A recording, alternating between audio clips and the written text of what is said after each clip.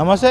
Present మనం తెలంగాణలో ఏదైతే సమస్యలకు పరిష్కారం అయితే కంచెలు బద్దలు కొట్టడం అనే ప్రజాభవన్ ముందు అయితే మనం చూసాం. మనం చూడొచ్చు, విజువల్స్లో చూడొచ్చు. ప్రజాభవన్ కూడా చాలామంది కూడా వస్తున్నారు. వాస్తవంగా మరి తెలంగాణలో ప్రజాభవన్ సంబంధించి ఏవైతే సమస్యలు ఉన్నాయో అవి పరిష్కరించబడుతున్నాయా, లేకపోతే కాలయాపన చేస్తూ అధికారులు టైం వేస్ట్ చేస్తున్నారా అనే విషయాలపై ఈరోజు మనం తెలుసుకునే ప్రయత్నం చేద్దాం. ఎందుకంటే తెలంగాణలో కాంగ్రెస్ ప్రభుత్వం ఏర్పాటు నాటి నుంచి నేటి వరకు అంటే సంవత్సర కాలంలో ప్రజాభవన్ సంబంధించి ఏదైతే గ్రామీణ ప్రాంతాలు కావచ్చు, పట్టణ ప్రాంతాలకు చెందినటువంటి ఎవరైతే వాసులు ఉంటారో వారు ఇక్కడికి వచ్చి వాళ్ళ ప్రాబ్లమ్స్ ఏవై ఉంటాయో ఇక్కడ అర్జీ పెట్టుకునే ప్రయత్నం చేస్తుంటారు. మరి వాస్తవానికి ఇక్కడ మంత్రులు ఉంటారు, ముఖ్యమంత్రి ఉంటారు అని గతంలో కూడా చెప్పారు. మరి ఇక్కడ స్థానికంగా ప్రతి ప్రజాభవన్ సంబంధించి ప్రజాభవన్లో మరి మంత్రులు ఉంటున్నారా, లేకపోతే ముఖ్యమంత్రి ఉంటున్నారా, అక్కడ అధికారులు ఉంటున్నారా, మరి సమస్యలు నిజంగానే పరిష్కరించబడుతున్నాయా, లేకపోతే నామమాత్రంగానే వాళ్ళ యొక్క ఏదైతే అర్జీలు తీసుకొని పక్కబడేసే పరిస్థితులు ఉన్నాయనే విషయాలపై మనం తెలుసుకుందాం. ఎందుకంటే చాలా వరకు కూడా దీని గురించి ప్రమోషన్ చేసారు గతంలో. ఎందుకంటే ప్రజాభవన్కి వస్తే మీ సమస్యలు పరిష్కరిస్తాం, మంత్రులు ఉంటారు, ముఖ్యమంత్రులు ఉంటారు, సంబంధిత అధికారులు ఉంటారు, వెంటనే మీ యొక్క ఏదైతే సమస్యలు ఉంటాయో అవి పరిష్కరిస్తామన్నారు. మరి పూర్తి మొత్తంలో పరిష్కరించబడుతున్నాయా, లేకపోతే కాలయాపన చేస్తున్నారా అనే అంశాలపై మనం డైరెక్ట్ నేరుగా ఏదైతే అర్జీదారులని కనుక్కునే ప్రయత్నం చేద్దాం. వారితో కొంతమందితో మాట్లాడించే ప్రయత్నం చేద్దాం. చెప్పండి అమ్మా, ఇక్కడికి మీరు వస్తున్నారు కదా, ఇది ఫస్ట్ టైమా ఇంతకుముందు గతంలో ఎప్పుడైనా వచ్చినాం సార్? 2-3 సార్లు వచ్చినాము. మేము ఇల్లు గురించి కూడా అప్లై చేసుకున్నాము, ఇంకా కాలేవు అన్నారు. మళ్ళీ ఏమంటారు, మా మామ జిహెచ్ఎంసీలో డ్యూటీ చేస్తుండే, ఆయన తమ్మం పడి చనిపోయాడు. గాంధీలో 3 నెలలు ట్రీట్మెంట్ తీసుకున్నాం. మా సొంతంగా మేము పైసలు పెట్టి ట్రీట్మెంట్ చేయించినాం. నీలిమల 2-3 లక్షలు అయిపోయినాయి. ఆయన మనిషి బతకలేడు. మాకు డ్యూటీ రాలేదు, అక్కడ నుంచి ఏం సాయము రాలేదు.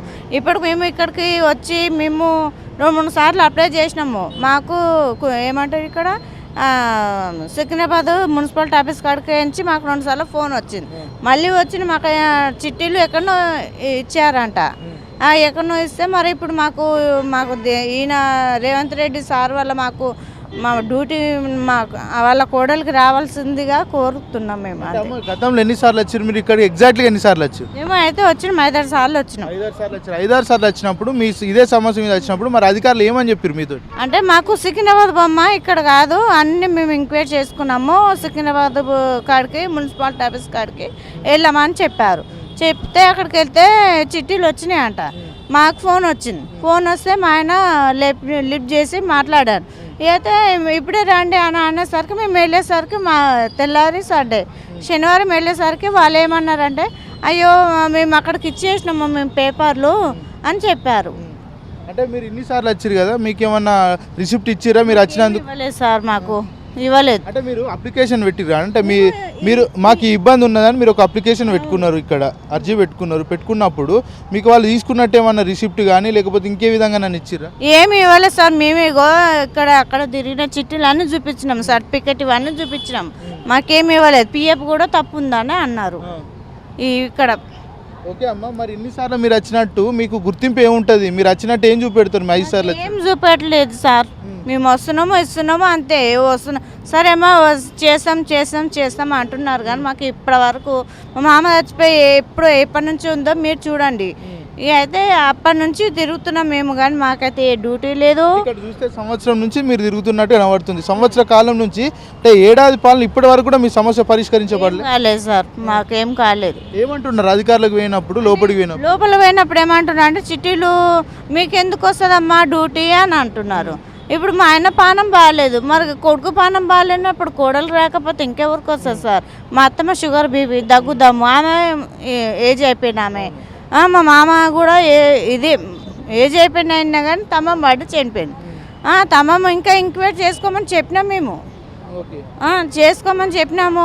సరే అమ్మా అని అక్కడ వాళ్ళు మాకేం సహాయం చేయలేదు సార్ ఇంతవరకు. మాకు మీరు అంత దూరం నుంచి వచ్చారు కదా, అక్కడ డిఈనో లేకపోతే ఏఈనో కలిసి చెప్పిరా మరి నాకు ఇట్లా జాబ్ కావాలి మా ఆయన ఇగో ఈయన కాడికి పోయి చెప్పినాం. చెప్తే ఇగో ఈయన సైన్ చేసింది, ఇగో ఇట్లా చెప్పింది హరితకు జాబ్ ఇప్పియమ్మని చెప్పారు. అప్పుడు ఎలక్షన్లు వస్తే ఇక వాళ్ళు ఇది చేయంగానే ఇక అయిపోయింది. మళ్ళీ ఇక్కడ తిరుగుతున్నాం మేము. ఇక్కడ తిరుగుతుంటే ఇవి స్లిప్లు ఇచ్చినావు కదమ్మా, ఈ టైం పడుతుంది ఇచ్చినావు కదా అని ఎట్లా తిప్పించుకుంటా ఉన్నారు.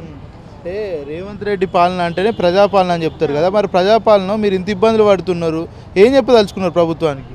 మాకు డ్యూటీ ఇప్పియమని కోరుతున్నాం సార్. ఇక నాకు చిన్న చిన్న పిల్లలు, మా ఆయన పని చేయలేడు, నేనే నెల పని చేసుకొని బతకాల్సింది నా పరిస్థితి. ఇప్పుడు మా మామ డ్యూటీ మాకు ఇప్పియమని కోరుతున్నాను. ఎంతమంది పిల్లలు ఉన్నారు మీ ఇంట్లో? నాకు 4 ఆడపిల్లలు ఉన్నారు సార్. 4 ఆడపిల్లలు, ఇబ్బంది అయితే లేదా మరి? జాబ్ లేదు ఉంది సార్, మరి అందు గురించి మేము తిరుగుతున్నాము. మాకు ఏ సహాయకారం లేదు. మరి మా మామ చనిపోయినందుకు కూడా మాకు ఏ సహాయకారం ఏమీ రాలేదు. మీ మామ గవర్నమెంట్లో చేస్తుండేనా కాంట్రాక్ట్? లేదు, గవర్నమెంట్లో చేస్తుండే. ఇక నేను పోకపోతుండే. ఇక అప్పుడప్పుడు టిఫిన్ మా ఆయన తీసుకుపోయి ఇస్తుండే, రోడ్డు మీదనే ఊడుస్తుండే, బ్రిడ్జ్ మీద. అయితే అట్లాంటిదే ఇప్పుడు మా ఈ పిఎఫ్ నెంబర్ కూడా తప్పించినారు మాకు. ఇప్పుడు మాకు ఏం చేయమంటారు మాకు అర్థం కావట్లేదు సార్. ఊకే ఎన్నిసార్లు తిరగాలంటే మాకు కూడా కష్టం అవుతుంది. ఇప్పుడు ఎన్నిసార్లు మీరు తిరిగిరు కదా, 5 సార్లు వచ్చినామంటున్నారు ప్రజాభవన్కి. మరి వచ్చినప్పుడు లోపల అన్ని సౌకర్యాలు ఉన్నాయా? నీళ్లు కానీ అన్ని కూర్చోవడానికి కానీ ఏమన్నా ఇబ్బందులు గిట్ల ఏమన్నా ఉన్నాయా? ఎందుకంటే పెద్ద పెద్దలు అంతా ఉంటారు కదా. అవునవును, ఉన్నాయి సార్, అన్ని బాగానే ఉన్నాయి లోపల. కానీ ఇది ఒక్కటైతే చేస్తే సార్ మాకు అదొకటి చాలు. ఇక రాజ్ ఠాకూర్ గారు గతంలో రాజశేఖర రెడ్డి గారు ఉన్నప్పుడు కూడా తీసుకురావడం జరిగింది. కొంత మూవ్మెంట్ జరిగిన తర్వాత రాజశేఖర రెడ్డి గారి మరణం, ఆయన చనిపోయే ముందు రోజు అవుట్ సైడ్ పట్టా సీమని ఆర్డర్స్ ఇస్తే మరి చనిపోయిన తర్వాత మాకు కొంత దురదృష్టంగా కాలేదు. తర్వాత మా రాజ్ ఠాకూర్ ఎమ్మెల్యే గారు ఇప్పుడు అయిన తర్వాత ఆయన గత అక్టోబర్ లోపల ఒక లెటర్ ఇవ్వడం జరిగింది ప్రభుత్వానికి. ఇమీడియట్గా వాళ్ళకి ఇళ్ల పట్టాలు అక్కడ ఉన్న స్థానిక కార్మికులకి ప్లస్ కాందిశిక శరణార్థులకి ఇవ్వమన్నారు. దాని మీద మా జిల్లా మంత్రి, పరిశ్రమల శాఖ మంత్రి అయినటువంటి దుద్దిల్ల శ్రీధరబాబు సార్ గారు కూడా సీసీఎల్ఏ చీఫ్ ప్రిన్సిపల్ సెక్రటరీ గారికి నవీన్ మిట్టల్ సార్కి ఇవ్వడం జరిగింది. అధికారులు ఎలాంటి చర్యలు తీసుకుంటలే. ఒక కేబినెట్ మంత్రి గారు లెటర్ ఇచ్చినాక 4 నెలలుగా నేను సీసీఎల్ఏ చుట్టూ తిరుగుతూ ఉన్నాను. ఒక జిల్లా కలెక్టర్ గారు కూడా ఒక 2019లో లెటర్ ఇస్తే, ప్రపోజల్ పంపిస్తే ఇంతవరకు అక్కడ సీసీఎల్లో ఎక్కడ వేసిన గొంగడ అక్కడే ఉన్నది. మేము వెళ్తుంటే ఎలాంటి సమాధానం చెప్పట్లేదు. టెక్స్టైల్ అధికారుల నిర్లక్ష్యం, రెవెన్యూ అధికారుల నిర్లక్ష్యం వల్ల అక్కడ ఉన్నటువంటి 550 ఎకరాల భూములు కబ్జాదారుల చేతుల్లో మారిపోయి కోట్ల రూపాయల వ్యాపారాలు చేస్తున్నారు. రీసెంట్లీ ఒక 20 రోజుల కింద 311 survey number the Karimnagar cooperative spinning మిల్కి సంబంధించినటువంటి ఏదైతే భూమి ఉందో కబ్జాదారులు చేసి హైదరాబాద్ నుంచి వచ్చి వెంచర్లు వేశారు. మేమేమంటున్నామంటే అగ్రికల్చర్ ల్యాండ్లో వెంచర్లు వేయడానికి రూల్ లేదు, అందులో అది స్పిన్నింగ్ మిల్ భూమి. జాయింట్ సర్వే చేసి నిర్వహించమని చెప్పి నేను 17వ తేదీ నాడు ఇక్కడ ప్రజాభవన్లో ఇచ్చాను. దాని మీద కలెక్టర్ గారికి వచ్చింది. అక్కడ కొంత నిర్లక్ష్యం చేయడం వల్ల మళ్ళీ ఇక్కడ ప్రభుత్వానికి వచ్చాను. మొన్ననే తహసీల్దార్ గారు మా టెక్స్టైల్ అధికారులు వస్తే జాయింట్గా సర్వే చేయమనంటే చేస్తామన్నారు. కానీ ఈ గడిచిన 10 రోజులుగా ఎలాంటి చర్యలు కూడా లేవు. అందుకని చెప్పి ఈరోజు మళ్ళీ ప్రజాభవన్కి వచ్చి రెవెన్యూ శాఖ ద్వారా ఏడాది కాలంలో ఎన్నిసార్లు ప్రజాభవన్కి వచ్చారు? నేను ఒక 10 టైమ్స్ వచ్చానండి. సెక్రటరేట్ ప్లస్ ప్రజాభవన్కి వచ్చాను. 10 సార్లు వచ్చినప్పుడు మీకు రిసిప్ట్ లాంటివి ఏమైనా ఇచ్చారా? ఇచ్చారు సార్, ఇచ్చారు. నేను ఈరోజు తేలేదు కానీ ఉన్నాయి, ఇచ్చారు. నేను దాన్ని పట్టుకొని సీసీఎల్ఏ అక్కడ తిరుగుతున్నాను, కానీ అక్కడ సీసీఎల్ఏ నుంచి ఫైల్ కదలట్లేదు. జిల్లా స్థాయిలో ప్రజాభవన్కి వచ్చినప్పుడు మీ దగ్గర రిసిప్ట్స్ ఇచ్చిరా? మీకు అది పెట్టుకున్నారు? ఇచ్చారు. సీసీఎల్ఏకి ట్రాన్స్ఫర్ చేసినట్టుగా జిల్లా కలెక్టర్ గారికి లెటర్ ఇచ్చినట్టుగా ఇచ్చారు. ఆ లెటర్ కూడా కలెక్టర్ గారు మీరు ప్రజాభవన్లో ఇచ్చినటువంటి లెటర్ వచ్చింది అని అంటున్నారు తప్ప దానిపైన యాక్షన్ మూవ్మెంట్ ఏం జరగట్లే. నేను ఏదైతే మేము ప్రభుత్వానికి ఒక ఫిర్యాదు చేశామో, అర్జీ ఇచ్చామో, ఆ అర్జీలో ఉన్న అంశాల పట్ల అధికారులు పరిశీలన కానీ లేదంటే అధికారుల చర్యలు అక్కడ ఉండకపోవటం వల్ల అక్కడ కబ్జాలు అవుతున్నాయి. కోట్ల రూపాయల భూములు కబ్జాల పాలవుతున్నాయి. ఇటు కార్మికులకి ఎలాంటి నష్టపరిహారం వచ్చేటువంటి పరిస్థితి లేదు. భూములన్నీ అయిపోయిన తర్వాత అక్కడ మాకు మిగిలేదు కూడా ఏమీ లేదు. ఇప్పుడు గౌరవ ముఖ్యమంత్రి వర్యులు ఒక 2 నెలల కిందట పెద్దపల్లి జిల్లా అంతర్గాం మండలంలో కూడా ఎయిర్పోర్ట్కి ప్రతిపాదనలు చేస్తున్నారు. మేము మీ ద్వారా మీడియా ద్వారా ప్రభుత్వానికి గౌరవ ఏమంటున్నాడు అంటే ఇక్కడ తెలంగాణలో ఎక్కడ కూడా కబ్జాలు చేస్తే ఉపేక్షించలేదు, దాని ఇంకా ఎంతటి పెద్దవారు ఉన్నా కూడా ఖచ్చితంగా చర్యలు తీసుకుంటామని చెప్తున్నాడు. అదే అంటున్నాను సార్. మరి అలాంటిది ఈ ప్రభుత్వ అధినేతలు ఏదైతే చెప్తున్నారో, గౌరవ ముఖ్యమంత్రి వర్యులు రేవంత్ రెడ్డి గారు సార్ ఏమి చెప్తున్నారో, రెవెన్యూ మినిస్టర్ గారు చెప్తున్నటువంటి విషయాలపైన అక్కడ రెవెన్యూ అధికారులు ఎందుకు స్పందించట్లేదు? మరి ఈ విషయాల మీద ఇచ్చినప్పుడు ప్రభుత్వం పరిశీలించాలా? గౌరవ ముఖ్యమంత్రి గారు అంతర్గం టెక్స్టైల్ మీద ఒక ప్రత్యేక దృష్టి పెట్టి మా ఎమ్మెల్యే గారు మంత్రి గారు ఇచ్చినటువంటి అర్జీలపైన వెంటనే చర్యలు తీసుకోవాలి. ఏమంటున్నారు? మంత్రి శ్రీధర్ బాబుని కూడా కలిసినామంటున్నారు కదా, ఆయన ఎలాంటి సమాధానం ఇచ్చారు? అదే రోజు ఇమీడియట్గా దీన్ని యుద్ధ ప్రాతిపదిక మీద చర్యలు తీసుకోమని మంత్రి గారు ప్రిన్సిపల్ సెక్రటరీ గారికి చెప్పడం జరిగింది, లెటర్ కూడా ఇవ్వడం జరిగింది. అయినప్పుడు కూడా గడిచిన 2 నెలలుగా మీ సమస్యకు ప్రభుత్వం స్పందిస్తుంది, అటుపక్క అధికారులు స్పందిస్తున్నారు. మరి నిర్లక్ష్యం ఎక్కడ జరుగుతుంది ఇదంతా? కింద స్థాయి అధికారులు మరి నేనేమంటున్నానంటే ప్రభుత్వం అక్కడ అధికారులు చేయకపోయినప్పుడు ప్రభుత్వం కొంత చర్యలు తీసుకోవాలా.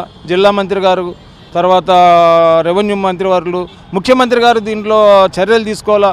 అక్కడ ఏదైతే 500 ఎకరాలు మా టెక్స్టైల్ భూములు ఉన్నాయో ఆ భూములలో ఎయిర్పోర్ట్కి ప్రతిపాదనలు చేశారు. సంతోషం మేము కాదంటలే, కానీ ఆ ప్రపోజల్ చేసే ముందు అక్కడ ఉన్నటువంటి శరణార్థులు నిరాశ్రయులుగా రాబడ్డ వాళ్ళకి మరోసారి నిరాశ్రయులుగా చేయొద్దని మేము మీ ద్వారా ప్రభుత్వానికి, రేవంత్ రెడ్డి గారు సార్ గారికి, ముఖ్యమంత్రి గారికి విజ్ఞప్తి చేస్తున్నాము. మాకు న్యాయం చేయాలని కోరుతున్నామండి. ఇప్పుడు 10 సార్లు మీరు వచ్చారు కదా, 10 సార్లు లోపలికి వెళ్ళినప్పుడు సౌకర్యాలన్నీ మెరుగున్నాయా లేకపోతే నిర్లక్ష్యంగా వివరిస్తున్నారు అనుకోవచ్చు అధికారులు? మాకు తెలిసిన పిటిషన్ తీసుకున్నప్పుడు మంచిగా తీసుకుంటున్నారు. వెంటనే నాకు ఒక రిసిప్ట్ ఇస్తున్నారు. ఆ రిసిప్ట్ని పట్టుకొని ఎక్కడికి వెళ్ళాలి, ఎవరిని కన్సల్ట్ చేయాలో చెప్తున్నారు. రిసిప్ట్ ఇవ్వట్లేదు, కేవలం ఓటీపీ పంపిస్తున్నారు, మెసేజ్ ఇస్తున్నారు తప్ప రిసిప్ట్. ఈరోజు రిసిప్ట్ ఇవ్వలేదు.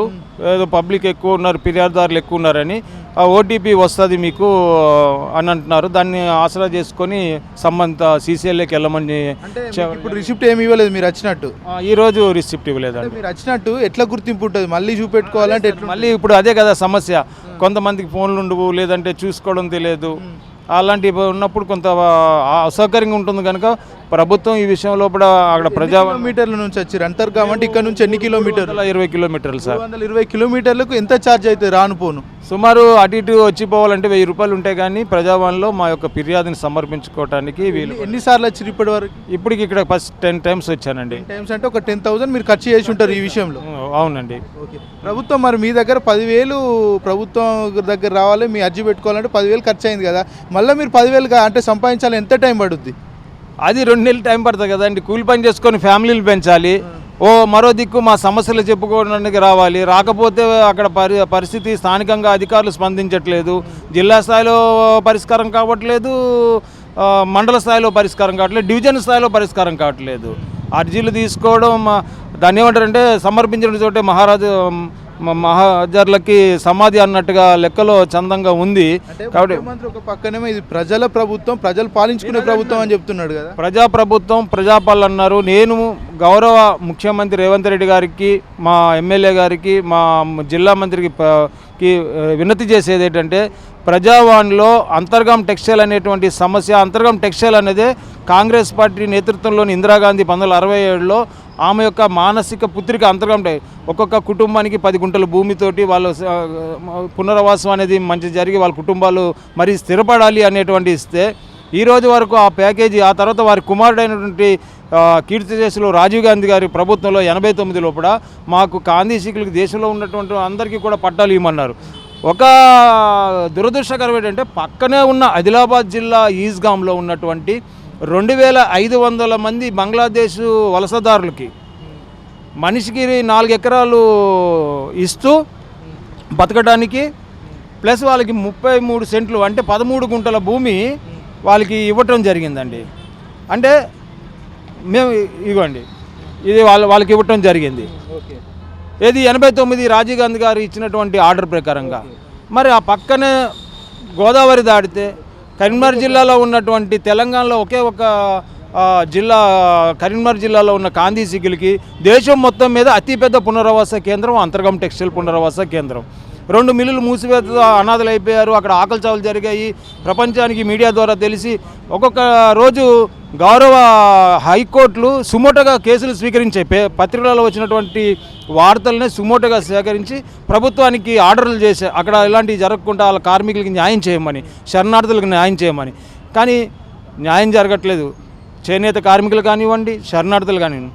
మరొక్కసారి మేము మా బాధ ఏంటంటే 1000 కుటుంబాలు కానీ ఒక పునరావాస కేంద్రం 502 ఎకరాల్లో ఏర్పాటు చేస్తే 502 ఎకరాల నుంచి ఈరోజు అందరూ చనిపోగా మిగిలినటువంటి 300-400 కుటుంబాలకి లోకల్గా ఉన్న స్థానిక కార్మికులైనటువంటి వాళ్ళు కూడా న్యాయం చేయాలా.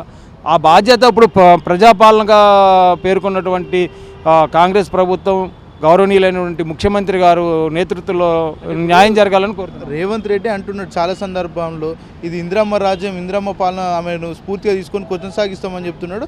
ఆనాడు ఇందిరమ్మ ఏదైతే మీకు భూములు ఇచ్చిందో ఆ ఇందిరమ్మ భూములు కబ్జాలకు గురవుతున్నాయని మీరు చెప్తున్న సందర్భం.